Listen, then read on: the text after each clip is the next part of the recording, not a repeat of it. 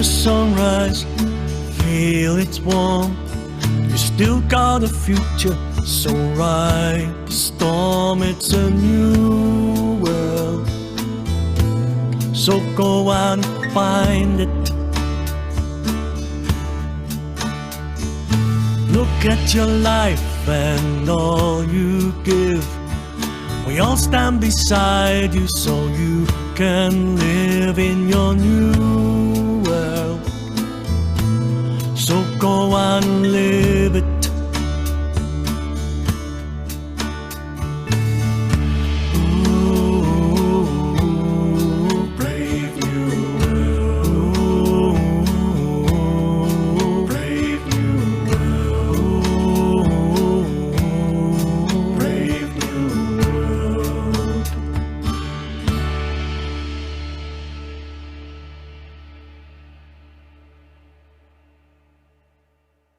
What we were just listening to was Brave New World, a song we commissioned from Paul and Tommy, who both live with dementia in Liverpool.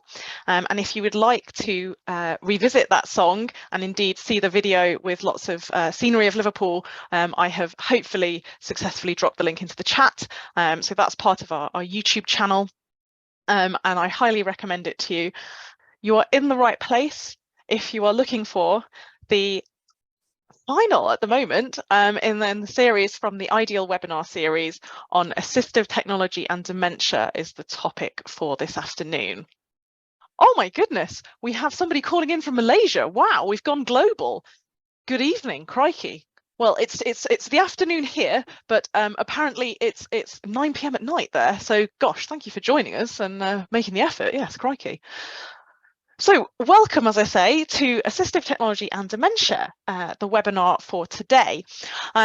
So this comes to you from the Ideal programme, and if you haven't come across us before, we're a very, very large cohort study of people living with dementia and their carers, and we focus on that mild to moderate stage of dementia and people who are still living in the community. So obviously we know that dementia progresses and people get to more advanced stages and sometimes move into care homes, but the point which we are at is looking at people with mild to moderate dementia, and we've been working with an incredibly large number of people since 2014, and this is our last year of the programme. And we began with over 1,500 people with dementia and over 1,200 carers. So really big programme across the UK.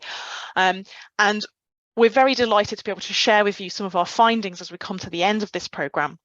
And one thing which we're going to have a little look at later, actually, in this webinar, but I highly recommend to you if you haven't already seen it, is the Living with Dementia Toolkit, which is online at www.livingwithdementiatoolkit.org.uk. What we have in store for you this afternoon is that Dr. Kate Henderson from LSE is going to present some of her research and some research around assistive technology and dementia.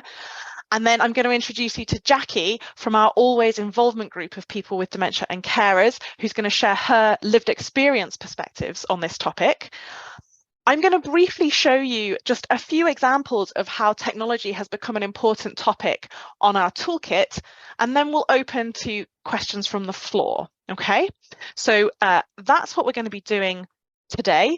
If you want to look us up, we are idealproject.org.uk. You can find us on Twitter, and we are always interested to hear your comments via email. So what I'm going to do now is I'm going to ask Kate to come off mute and introduce herself while I switch slides. Hi there, everyone. I'm Catherine Henderson. I work at the Care Policy and Evaluation Centre at the London School of Economics and Political Science. I'm a researcher whose interests include assistive technology and for people living with dementia and carers of people living with dementia. And so I'm going to give an overview today of some evidence around assistive technology and dementia. I will start. My slides are there. Okay, thanks, Kathy. So just to start off with what is assistive technology and definitions. So simple definition is that it can be a thing or a service intended to help someone to do something they couldn't otherwise do, or to do something more easily and safely. And it can really be a lot of things. So it can be low tech, your sticks, mobility equipment of various kinds, rails, ramps, bath and toilet equipment, kitchen equipment, adaptive cutlery and home modifications, adaptations, to name just a few. And obviously there's also high tech.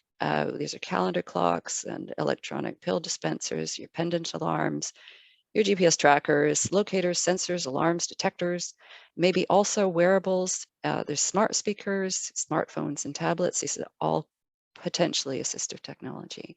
And two other things in this space are telecare, which is the remote passive monitoring of the person by others using those sensors and pendant alarms, and where the device will trigger an alert to the call center carer for assistance. Or there's remote activity monitoring, which is a little bit similar to telecare, but where motion sensors track a person's movements and the system is monitored by a call center or carer, and it sends alerts when activity that's deviates from the baseline, because this is actually like a computerized system that's actually monitoring your movements around the house. Next slide. So assistive technology, or AT, as I'll call it, why is it recommended? Well, we know it's often recommended for older people generally, and for people living with dementia to help them stay independent and improve their quality of life. So looking at the evidence, how much do we know about what AT is used, and whether and how AT might help people living with dementia stay independent, stay them connected to families and friends, and maintain their quality of life, and how AT might help carers of people living with dementia in similar ways. And I'll say this talk is mainly about the what AT is used and whether it works, and not the how, though I'll talk about that a bit at the end. I think that's an interesting question that's not so often really investigated, but this is an overview, and I'm not going to claim it's a comprehensive review, but an overview. Kathy? Next slide. Thank you.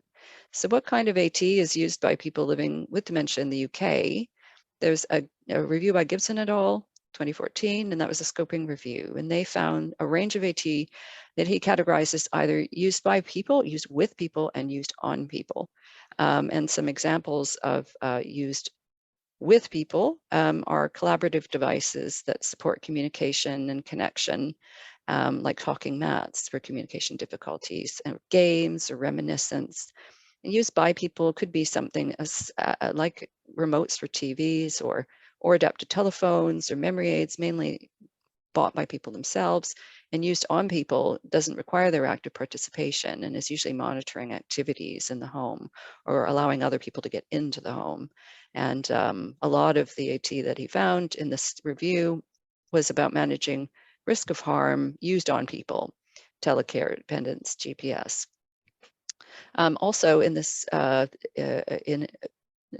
in my example boxes, we have a couple of bits of evidence from the Attila trial, which I'm going to talk about more in a minute. Forsyth et al., that's a paper I was involved in, looked at the assessments for assistive technology and telecare and delivery of ATT, and found that there were really a mixture of people accessing for it, from people from public, like NHS and the local authorities, and not-for-profit providers, housing, and local voluntary sector organizations. And they mostly assess for needs for AT for daily living, memory issues, and problem solving. And assessments sometimes could be, interestingly, very brief. About half of the AT that they looked at was monitored by somebody, either a carer or a call center.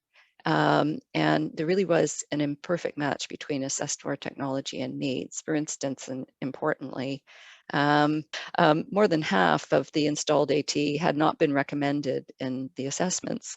And then about half of the AT that had been recommended in assessments wasn't installed. So there was stuff that was installed that wasn't recommended, and stuff that was recommended and wasn't installed.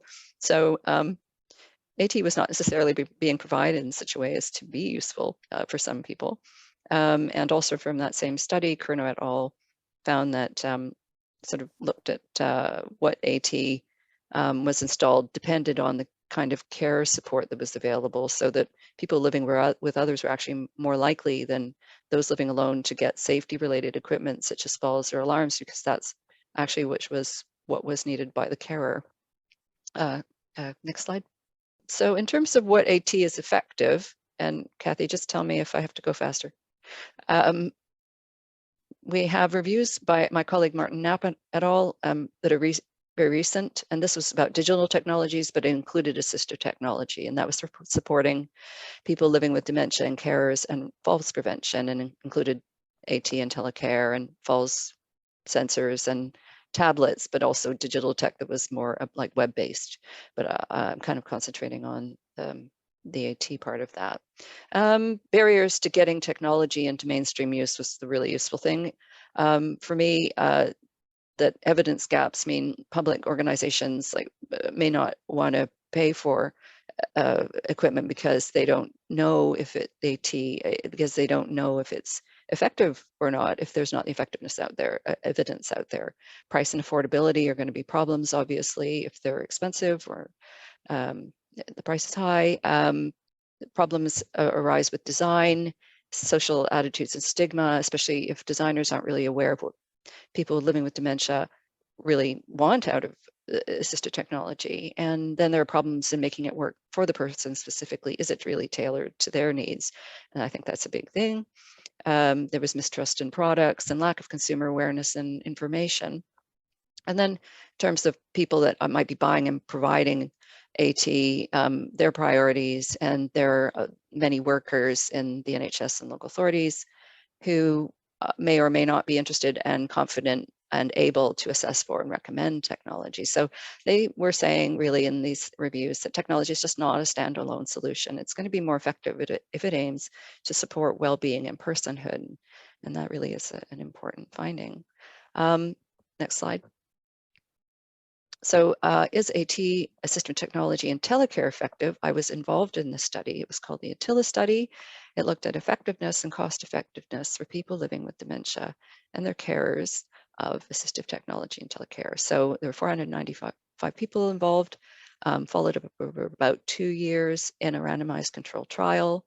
And they looked at comparing an AT assessment and a full package of assistive technology and telecare with full range of alarms, detectors, and sensors, and even other things like games and remotes and other things, but mainly daily living aids. And then versus an AT assessment plus a basic package, which was a pendant alarm and a smoke and carbon monoxide alarm. So much more basic. And they didn't find any differences in outcomes for people between those who'd received these big packages and these who had the basic ones in terms of how long people lived in the community and not in a care home, how much it cost health and social care to provide it, and the quality of life adjusted life years rated by the carer weren't different in the groups, but actually quality rated by people living with dementia was actually lower for people who had full packages than for people who had basic packages. And it just begged the question, really, one was left with, often with research, you are left with a lot of questions. You get some answers and you end up with a lot of questions too. So basic package was not less effective or cost effective than this extensive package because what was basic AT just good enough anyway? Or was it because the full package, it was a lot more things. Maybe there were more complex devices. Maybe they needed to be better supported or better tailored. And, that was just a question that arose and not an answer. Next slide. Also from the Attila study, Davies et al., they looked at, for carers, a full package of AT did not reduce the carer's burden, so to speak, their anxiety and depression over a 6-month period. The carers in the basic group and the full package didn't differ in those outcomes. And they speculated about why, and that it could have been the intervention was just not aimed at carers, so it then didn't have an impact on them, though, usually I think we would think that maybe it would. Or that the AT that was recommended, as I was mentioning before, maybe wasn't necessarily what was received. And so the effect was just not what it should have been. And then, of course, there were people in La Riviere et al. They went out and interviewed 10 people intensively and spent time with them to ask about why the AT was being used, how it fit into people's lives, and what impact it had, which is, a question we really need to answer. And they found that sometimes people were able to fit it into their lives and they could support it, for instance, by the carer reminding the person to use a pendant alarm, or adapting how so they use the device so it worked for them. Or sometimes carers actually replaced their care with tech and visited less often because they were reassured that the AT would alert them to any problems, or the AT was just not used or as intended, or it was ignored. So a lot of different things were happening. So behind those headline numbers and results, or these details that are, this is how it actually worked for people, and the use and usefulness of AT really changed over time. So what might have been working at the beginning didn't work at the later on. So all of this is stuff that I think we all need to think about more when we're designing research. So next slide. And I'm getting there. Remote activity, is that effective? This was a recent trial of remote activity monitoring as 179 carers, the people living with dementia over 1.5 years. And just to remind people, remote activity monitoring goes a step further than telecare, that it's watching what people do in the day, really, and comparing their amount of activity to how much activity there was when they started with the system. So they compared people that were getting this remote activity monitoring, which was the sensors and pendant alarm, but all this monitoring that was going on by computer versus just usual care. And I'm not sure quite what that entailed. In the quantitative analyses, they did, the questionnaires and asked people about depression. They asked carers about their depression symptoms, role overload, and role captivity. So how much they were maybe feeling overwhelmed, or how much they felt they couldn't do other things in their lives. And there just weren't any differences. And over on the other box there on the right, carers' experiences were really, they did a lot of research on the carers' experiences, and they found, learning to use the system could be difficult for people or easy depending on their background. There were some very variable reactions to that remote monitoring over time. There were technical problems which arose and were quite a lot over time, as I understand from the descriptions. But some people really had a lot of trust and reassurance out of using the system. They had high levels of trust.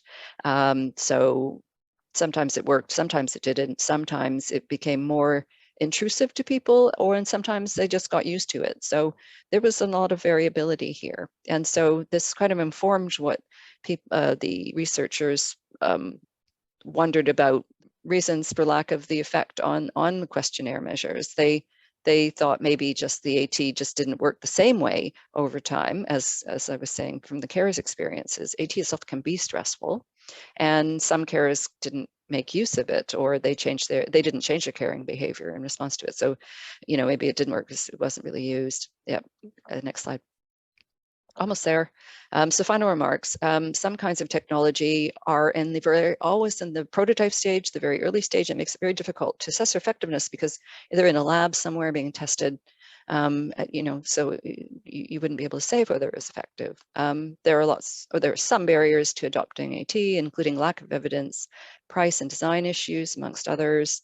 The studies we have that are based on trials of assistive technology and telecare remote activity monitoring, quite big trials, have not given the evidence that these are effective from looking at quantitative results.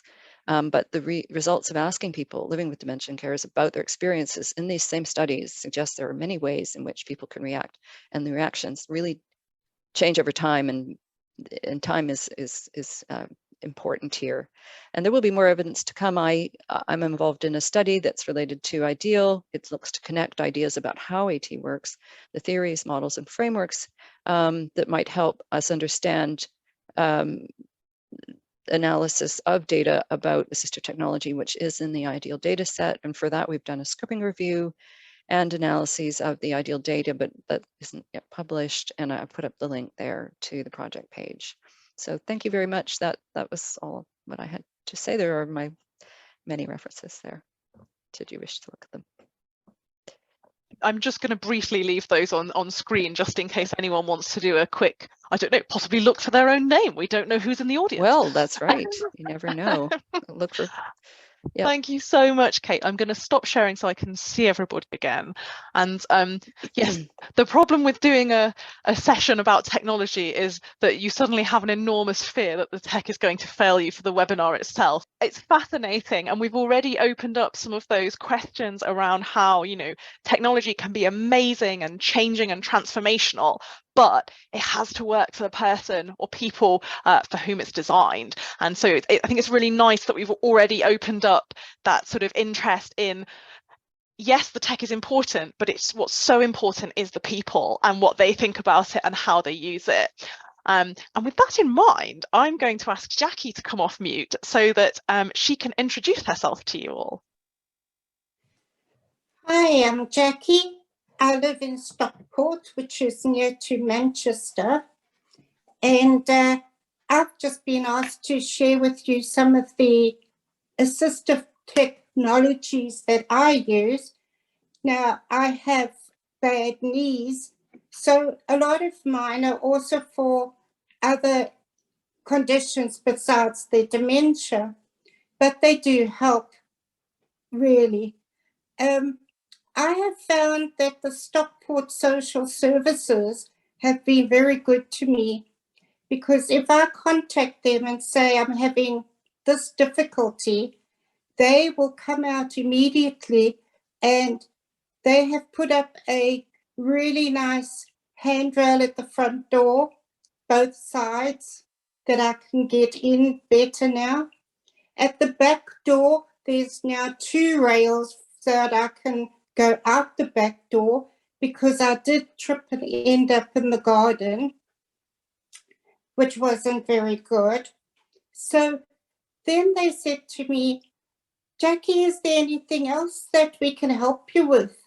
Of course, I didn't know what else there was. So she said to me, how about getting in and out of bed? Oh, I said, yes, I'm struggling with that. So she said, right, we can help you with that. And the next day, a man came, or 2 men came, and they fitted a bed bar in for me. Now that goes next to your bed, and you can help yourself getting out of bed. And I have found that to be really, really helpful. So it's great to know that they're always there should a situation arise. The other things that I use is a chairlift, my electric powered wheelchair, which is new because I go up to Bradford quite often and give talks there. I have found that sometimes the one platform is there and the other platform I need to go on is right the other end. So I'm now quite proficient in my electric powered wheelchair. I have a mobility scooter which sends me quickly down to home base to collect my Amazon parcels and to do my shopping. I've got a new rise and recliner armchair, which I really like. So does my little Cocker Spaniel Tia. She loves it too. Got to chuck her out into her bed so I can use it. You know, walking sticks, there are different kinds of walking sticks. One walking stick that I used to have was, it was just a stick with a rubber on, and you know, you can slip with that. It doesn't really help you when it's been raining or if you're on cobbled streets. It's quite dangerous, really. So there's a new stick that I've got that's got 3 little things on the feet, and they've got little suction rubbers on. So when you go over cobbled streets, it moves, the rubbers move for you, and it doesn't mean that you bump into the cobbled streets and fall over. It adjusts your weight. So it's really good to look at the different sticks and what are the person's needs for them. of course, I use Alexa, and she has fights with me. You know, that's just life, isn't it? But I do find that Alexa's very good for reminding me to take my medication. That is very important, because I live with a friend who, like, in half an hour's time is going down to live with her, go to see her daughter. And we need things to make sure that I'm okay while she's away, so she can enjoy herself and not have to worry about me. So if she wants things for me to remember, she can tell Alexa, and Alexa will tell me. So that's really handy. The other thing that's really good that we've got now is this new Hive system for the boiler, which she has on her phone, and it's a remote thing. So she can text me and say, are you warm enough, or would you like a burst of the heating on for an hour? And I could say, no, I'm all right, or gee, that would be nice, I am getting cold. And the next minute you can hear the heating coming on, which is really handy, obviously for both of us, because I wouldn't go and fiddle with the boiler like that or do anything to it. I'd sit here and shiver. Even though the fire's there, I'd be too nervous to set the place on fire. So at the moment, I'm too scared to use the oven. We've got to get it, that's a problem.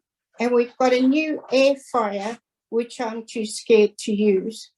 So she's going away now, and we have to get microwave meals in for me, because that I can handle.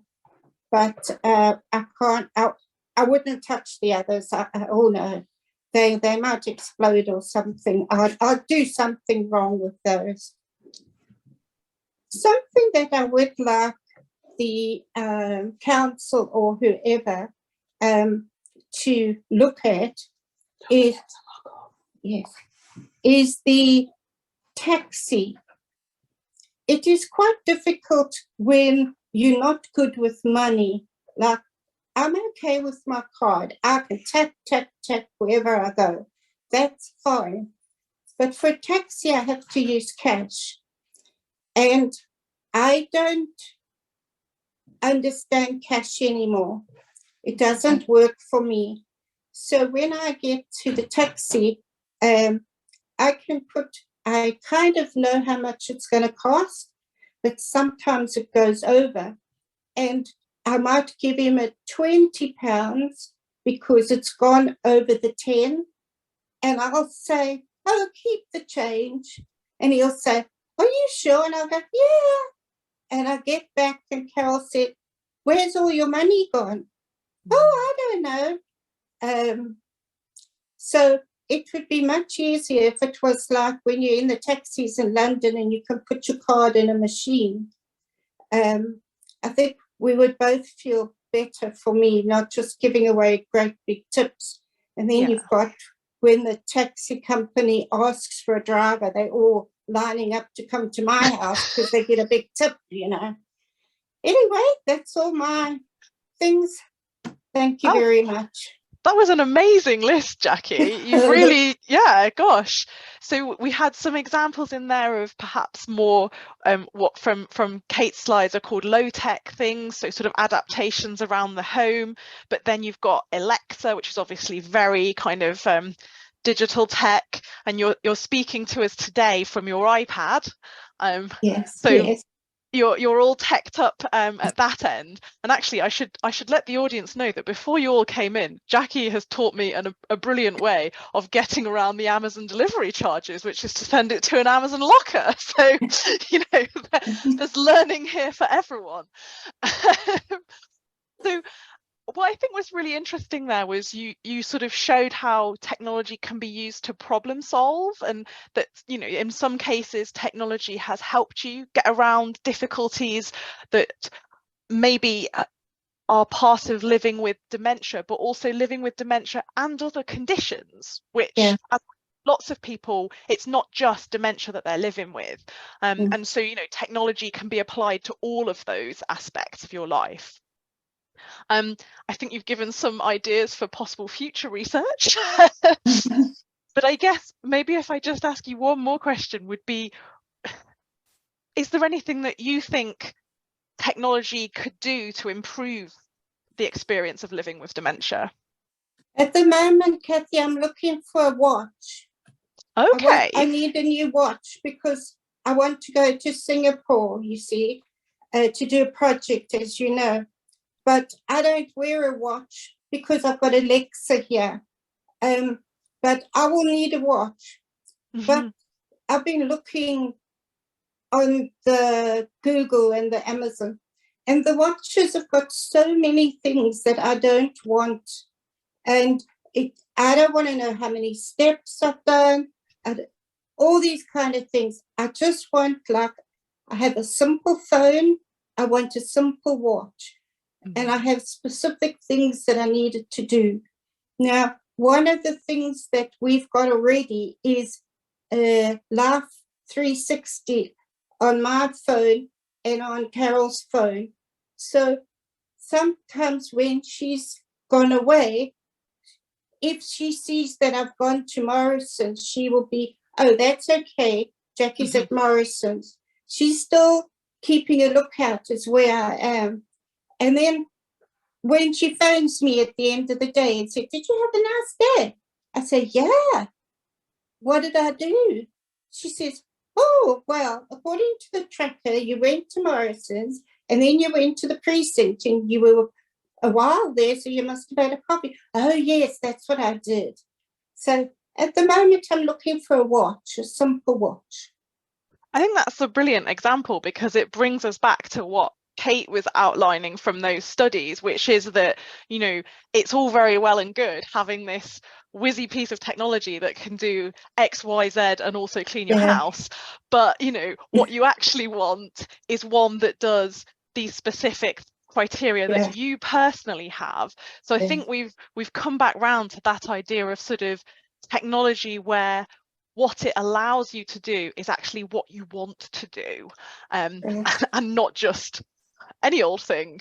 That was fabulous. Thank you, Jacqui. So what I'm just going to do very briefly, and this may be a trip down memory lane for you, Jacqui, is I'm going to attempt to show the audience just a little bit of the toolkit. And this is the bit where I'm scared that the tech could go horribly wrong. So we'll have a little look at this. But so this is the Living with Dementia Toolkit, and Jacqui, along with 3 other people living with dementia and 4 carers, helped us to co-create this whole toolkit. Now, the best experience, the fullest experience of it is online, purely because that way you can watch the videos. But there are printable guides and downloadable printable things as well, so that people can take in the information offline. So if I just show you very briefly a couple of things, I guess the most relevant page to what we're talking about today is on the Stay Safe and Well section, technology worth knowing about. And this is where we gathered from things that our participants had told us, but also people who we'd worked with in the group. We discussed different ways in which people use technology. And of course, as we've discovered today, sometimes people might not even realize they're using technology at all because it's not a sort of Alexa or a device. It's maybe something much more basic, shall I say, such as, I'm going to scroll down and find this. Oh, if you didn't see this on the event page, do watch Irene's wonderful poem about Alexa and how it helps her lead her life. A radar key is a lovely example of a piece of tech that can actually really help people. And I know that for my own grandma, when she was living with Alzheimer's, getting a radar key really was a game changer in terms of continuing to go out and go to cafes and all the things that she loved to do. So, I mean, for some people, it is very high-tech things. So a carer told us about a Ring doorbell, but it could just be, you know, whiteboards and writing messages that somebody can read. So it's about finding what works for the person. So this is an interesting page for that kind of idea. But we also had a really interesting time sort of throughout the pandemic and beyond, the ways in which people's relationship with technology changed as a result of the lockdowns and not as easily being able to see people. And actually, despite what people might think, virtual connections have proved really helpful for people with dementia and can actually be really enjoyable. So there's a wonderful video where Mac talks about how Zoom actually made him more connected to people because he could do it from his home where he felt comfortable and confident. And that's what gave him the ability to kind of share more and do those, have those conversations. There's also a group called the Zoomettes who all live with dementia and actually teach other people with dementia how to use Zoom. So again, just another example of different ways in which technology is already being put to use in people's lives. And just before I open to Q&A, I'm going to go to a slightly unusual place when we're thinking about technology, because we have this page about having a good night's sleep and the importance of sleep. And you might be surprised to know that when we were having this discussion about sleep and dementia, and you'll see both Jacqui and I in this if this works, but technology actually came to the fore when we were talking about problem solving for better sleep. So I'm just going to very quickly play a brief clip of this, which I really hope you can hear. So hang on, everybody, hold on to your hats. Well, I mean, don't. Right, we're going to go from there. Of trying to encourage a routine, and I know that's difficult because of forgetting things, but I think there probably are. I've seen them somewhere or something about them, memo boards or something. So something, I don't know where it would be, whether it would be downstairs before you went up to bed or something. I mean, something to help remind you, maybe with I don't know, which would say take a glass of water to bed. It's needing something that you didn't remember to have. Well, there is Alexa. Oh yes. I would use Alexa at 10:30 at night. She'll go off and say, you know, your reminder, and that would give you sort of, you know, take your tablets, you know, bring up, get water. But then the problem is, by the time you get from the living room, you've heard the message into the kitchen, something distracts you, you've forgotten. Yeah. So I actually have a big whiteboard that it's my godsend, that all sort of appointments and that's on, but I have an A5 side one that would have the same sort of messages on it, so that when I... Okay, I'm just going to stop it there, although I could listen to that all day, and hopefully just that little clip shows you how much fun we had actually, you know, making these things and trying to think out how to better resource people with dementia and carers. So the time has come for it to be over to you guys for any of your questions. I'm just trying to check if there's been any in the chat.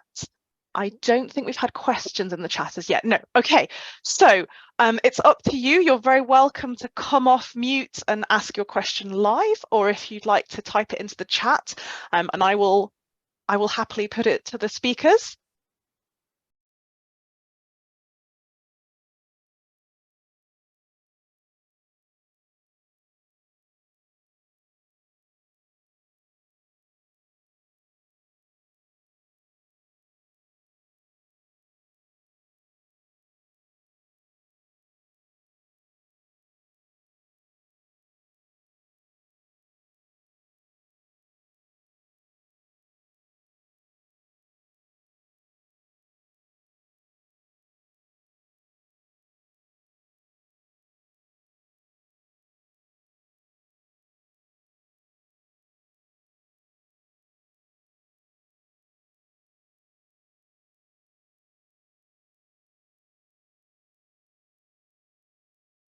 As soon as you said 6 different times of day, I immediately thought in my head of different blister packs and things I've seen, and I couldn't get to 6. So it's interesting that you immediately say, oh no, they don't go up that high. Oh, Linda, did you want to? Well, I was just thinking, I was just going to echo what Donna said, really. I've noticed that you maybe get 3 in a Dosset box, but for 3 administrations, but not 6. And so I think we need somebody to attend to the design of those and think about people with these much more complicated medication regimes. In the meantime, my only thought was, if you have 6 administrations, maybe there are 2 Dosset boxes, one for the morning and one for the afternoon, or something in different colours. But that might be my starting point. But I think you're absolutely right, Donna. There's definite need there that we need someone to take up and produce something that's a bit more suitable.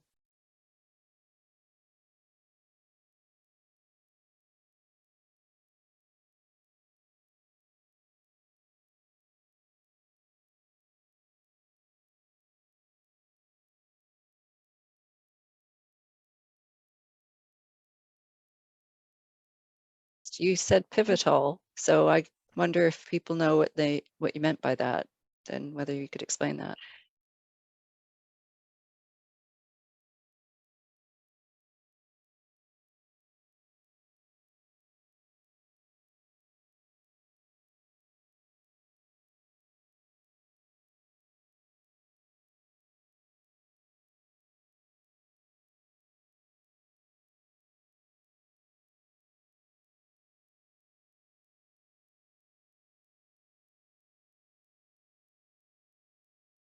So really, I mean, I'm sorry that we haven't come up with a solution, but I think it's a really important example to raise for the audience here, because again, it shows how condition specific, person specific these technologies need to be, but also how all of this interacts with cost. Necessarily. And so I think it's really important that we keep raising this. It's something that I know in the Always group, we're forever talking about, well, this is very important, but, if you have to self-fund it, then that's not really an answer, because not everybody will be able to do that. I've just seen we have got a question in the chat from Jennifer. So I'm going to scroll. There we go. Okay, how are people living with dementia meant to find out about assistive technology if their carers are not proactive? Who wants to take that one?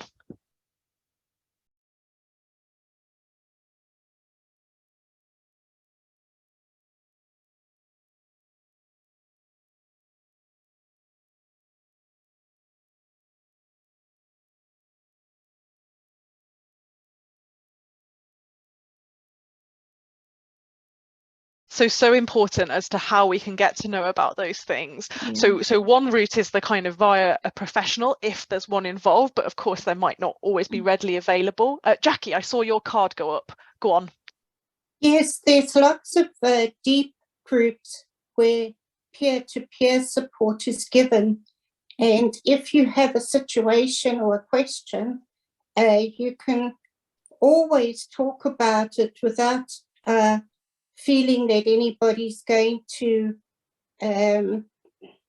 tell you're being silly in any way. So every question is counted as being important, and they could always help you and say, I use this, I use that.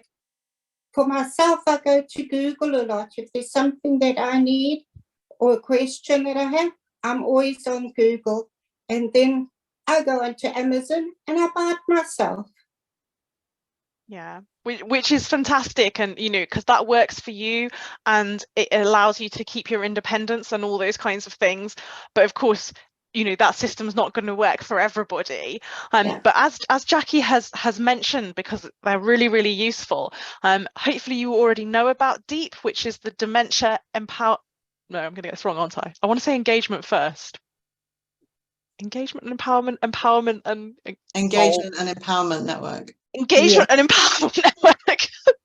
I've got my E's mixed up, everybody. I'm so sorry. But what I've dropped into the chat is the web address for the DEEP network, which is UK-wide. So groups of peer support groups for people living with dementia in different areas.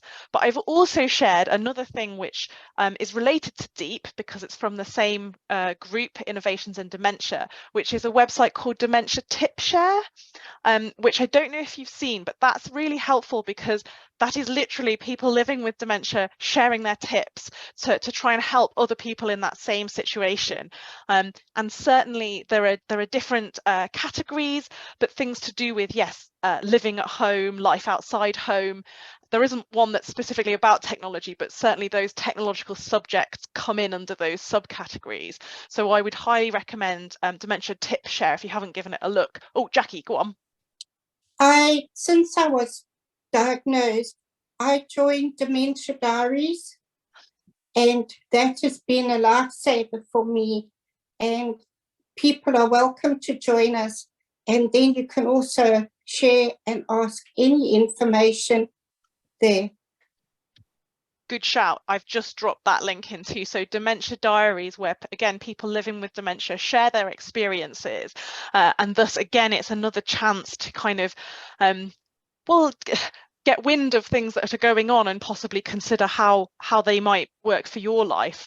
Now, somebody has said Ask Sarah or Sarah is a great tool. Now, Kate, do you want to explain what that is? Because you're nodding, but I don't know what it is. Oh, it's a website that gives a great deal of information about a very large number of different kinds of equipment. I'd say I haven't been on it recently, but a lot of it is low tech and furniture, you know, handrails, adapted cutlery, chairs, toilet frames, that kind of thing. But there may be other things on it. But yeah, it's a Disabled Living Foundation site, and it's self-guided, so it's worth looking at. Well, thanks to the wonders of technology, I've managed to look it up while we're on here, and it looks like it's linked to different local areas and councils. So I've dropped that in the chat in case that's helpful for people. And as you can see, we're learning things ourselves today. Oh no, I was going Meet Adam. Okay, I nearly announced this as Meet Adam, and then was like, that doesn't sound like it's true. So yet another suggestion of a website for you all to try. This one that's been developed by Alzheimer's Scotland. Thank you so much, Rachel, for making us aware of this. But this sounds like another website which allows you to find technology that will work for you, but specifically focusing on things like dementia and Parkinson's disease. So fabulous. Thank you for sharing that. So I don't know if anyone has any final questions or remarks or things they would like to say. I'm just conscious of time and that I always tempt to end at 5 to the hour. It almost never works, but this might be the time that we crack it. Okay, well, in which case, can I ask everybody to either come off mute and do actual applause or do the hand clappy thing, just to thank Kate and Jacqui for being such wonderful speakers and for sharing their insights with us today. So here we go. I hope you can see this, guys. It's all... Wow. Thank you very much. It's been great to speak to people and get all those interesting tips. Thank you. So yes, as I say, this is our final webinar for the moment. We are always busy doing things, so do keep an eye out on our Twitter and website. And indeed, I have no doubt there will be more that we will share with you in due course. But just to say for the moment, have a lovely afternoon and thank you so very much for coming. All right, take care, everybody. Thank you. Bye. Bye. Bye. Bye. Bye.